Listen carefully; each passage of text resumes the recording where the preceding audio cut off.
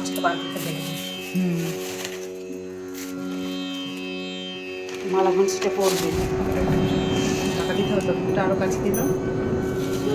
সুপ্রভাত বন্ধুরা, কেমন আছো সবাই? আশা করি সকলে ভীষণ ভালো আছো, আমিও খুব ভালো আছি। তো আজকে অনুষ্ঠানটা কিসের তোমরা নিশ্চয়ই এতক্ষণ আন্দাজ করেই নিয়েছো। তো আজকে হলো একটা বিশেষ দিন, খুব একটা শুভ দিন। আজকে হলো স্বাদের অনুষ্ঠান 5 মাসে। তো তারই আয়োজন মা করছে সকালবেলা থেকেই।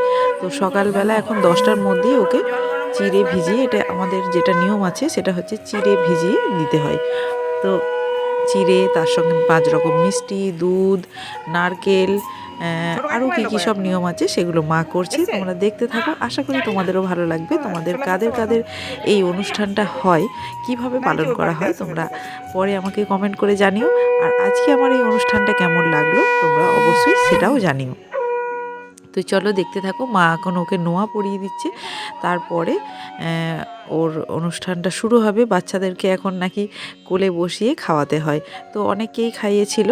তো তার মধ্যে আমাদের সোনু আছে একজন, আর আমার দাদার ছেলে আছে, প্রিয়ার মেয়ে আছে, অনেকজনেই ছিল, কিন্তু পরপর সবাইকে আমি দেখাতে পারিনি। ভিডিওটা অনেক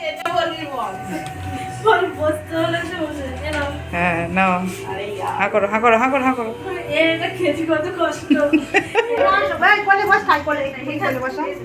হ্যাঁ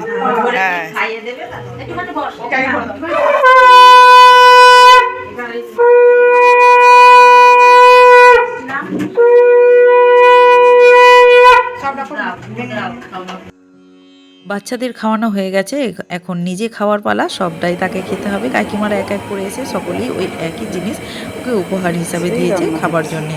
সেগুলো শুধুমাত্র ওই খাবে। আর এই অনুষ্ঠান উপলক্ষে বিশেষ কিছু রান্নার আয়োজন হয়েছে ছাদে, তো সেগুলোই এখন রান্না করছে। রান্নার জন্যে গোপালকে ডাকা হয়েছে, তো ও আর কি ছোটোখাটো অনুষ্ঠানে রান্না করে দেয়। ও আমাদের গ্রামেরই, আমার বন্ধু, আমাদের সঙ্গে পড়াশোনা করতো। তো এখন রান্নার মেনুতে কী কী আছে চলো একটু বলে দিই। এখানে আছে চাটনি আছে, শাকের তরকারি আছে, রান্না আর কপি আলুর তরকারি, আর মাছের রান্না ডাল সিদ্ধ হয়ে গেছে, ওটা ভেজ ডাল পাপড় চাটনি, এগুলো তো রয়েছে। চলো দেখতে থাকো। শাক সব অনেক কম দিচ্ছিল। আমি না, ও ভালো রান্না করে, শাকটা বেশি করে রান্না করে রেখে দাও, আমি পরে পরে খাবো। মা অর্ধেক ভাত দিয়ে দিচ্ছিল জানিস। হ্যাঁ বলছি না, তুমি সবটা কেটে দাও, রান্না থাকলে তাও অসুবিধা নেই শীতে। দুপুরে খাওয়া দাওয়ার পার্টির আমি ক্লিপ নিতে পারিনি। তো এখন সন্ধ্যাবেলা ভেবেছিলাম আমরাই করে নেবো, কিন্তু আবার ওকে গোপালকে ডাকা হয়েছে। তো এখন বানানো হচ্ছে কড়াইশুঁটির কচুরি আর চিকেন কষা, ঝাল ঝাল করে দারুণ বানাচ্ছে ও, মানে টেস্ট করে দেখা হয়ে গেছে, বানিয়েছে দারুণ।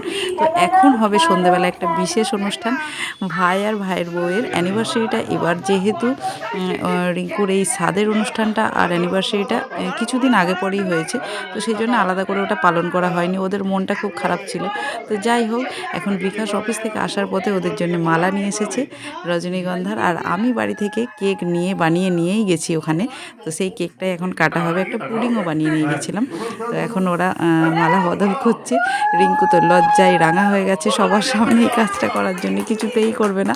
তো সবাই মিলে জামাইরা ধরে ওদের এই সামান্য একটু অনুষ্ঠানের মতো সেলিব্রেশন করা হয়েছে ওদের মনটা ভালো করার জন্য। তো যাই হোক, সকলে ওদেরকে আশীর্বাদ করো, ওদের আগামী দিন আরও যাতে সুন্দর হয় সেই প্রার্থনা করো। ওদের নবাগত যে বেবি আসছে সে যেন ভালো থাকে, সুস্থ থাকে, সেই কামনা করো। সকলে আছে এখানে। সবাইকে দিতে হয়। এই দেখি, এই তো আরেকজনের পিছনে পড়ে গেছে তোমার। এটা আমি তো পিছনে পড়ে যাচ্ছি। তুমি চলো বরের দিদি ওদিকে যাও, বরের দিদি পরে কাছে যাও, ইয়ে মেয়ে দিদি মেয়ের কাছে। আরে চলো চলো চলো চলো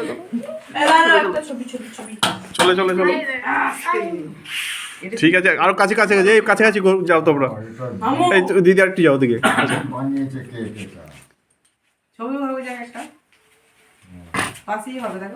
ঠিক আছে। তো কেমন লাগলো অবশ্যই জানিও, আর ওদেরকে একটু আশীর্বাদ করো। ভালো থেকো, সুস্থ থেকো।